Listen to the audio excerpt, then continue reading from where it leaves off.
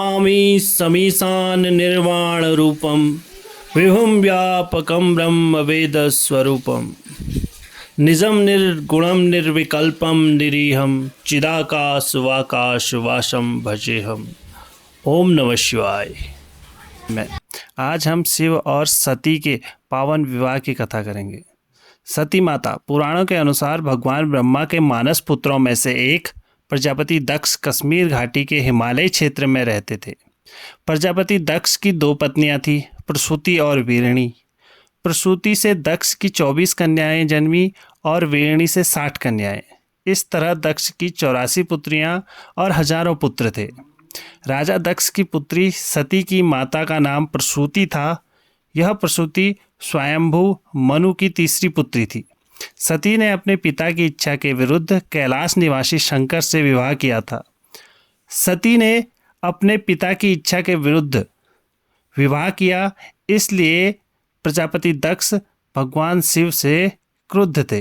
रुद्र को ही शिव कहा जाता है और इन्हीं को शंकर।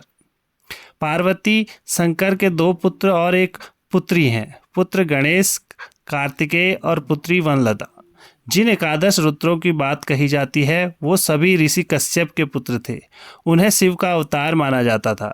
ऋषि कश्यप भगवान शिव के साड़ू थे। माँ सती ने एक दिन कैलाशवासी शिव के दर्शन किए और वह उनके प्रेम में पड़ गई। लेकिन सती ने प्रजापति दक्ष की इच्छा के विरुद्ध भगवान शिव से विवाह कर लिया। दक्ष इस विवाह से संतुष्ट नहीं थे, क्योंकि सती ने अपनी मर्जी से एक ऐसे व्यक्ति से विवाह किया था जिसकी वेशभूषा और शक्ल दक्ष को कतई पसंद नहीं थी और जो अनार्य था। दक्ष ने एक विराट यज्ञ का आयोजन किया, लेकिन उन्होंने अपने दामाद और पुत्री को यज्ञ में निमंत्रण नहीं दिया।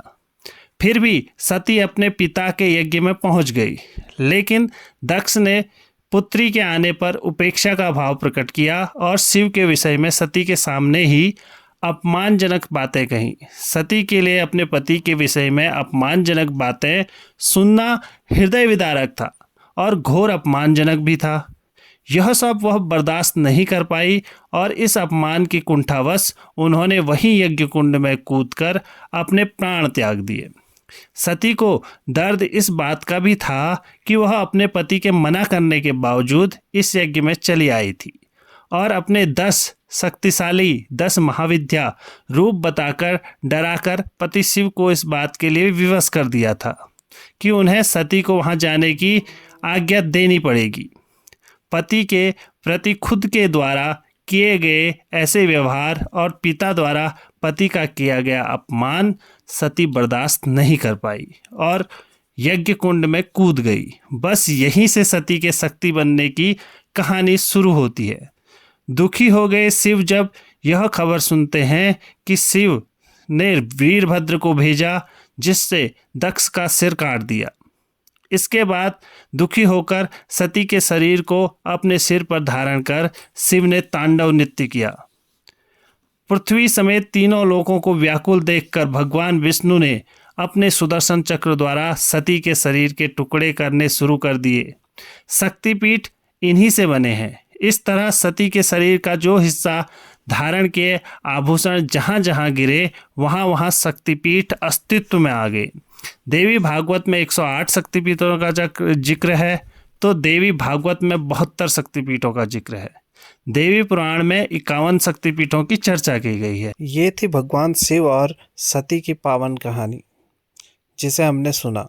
आप लोगों को यदि ये अच्छा लगा तो प्लीज़ लाइक और शेयर करें और कमेंट ज़रूर करें। धन्यवाद।